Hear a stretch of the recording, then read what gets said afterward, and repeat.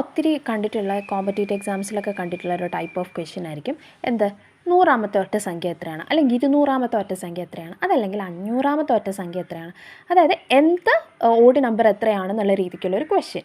അപ്പോൾ അത് കണ്ടുപിടിക്കാനുള്ള ഒരു ഈസി ട്രിക്ക് ഞാൻ പറഞ്ഞുതരാം.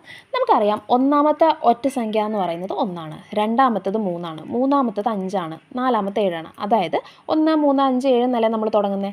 അതായത് ഒന്നാമത്തെ ഒറ്റ സംഖ്യ എന്ന് പറയുന്നത് 1ൻ്റെ ഇരട്ടിയിൽ നിന്ന് 1 കുറച്ചതാണ്. അതായത് 2, 1 × 2 എന്ന് പറയുമ്പം 2 മൈനസ് 1, അതായത് 1. രണ്ടാമത്തെ ഒറ്റ സംഖ്യ എന്ന് പറയുന്നത് 2ൻ്റെ ഇരട്ടിയിൽ നിന്ന് 1 കുറച്ചതാണ്. അതായത് 4 മൈനസ് 1, അതായത് 3. ഇനി നാലാമത്തെ ഒറ്റ സംഖ്യ എന്ന് പറയുന്നത് അപ്പോൾ എന്ത് വരും? 4ൻ്റെ ഇരട്ടിയിൽ നിന്ന് 1 കുറച്ചതാണ്. അതായത് 8 മൈനസ് 1, അതായത് 7. ഇല്ലേ? സെയിം വേ ഹിയോ എന്ത് വരും? 3 × 2 മൈനസ് 1, അപ്പോൾ എന്ത് വരും? 6 മൈനസ് 1, 5. ഇത് ഞാൻ ഇവിടെ കാണിച്ചു തന്നത് ഇവിടെയും ഇത് ആപ്ലിക്കബിൾ ആണെന്ന് കാണിക്കാനാണ് കേട്ടോ.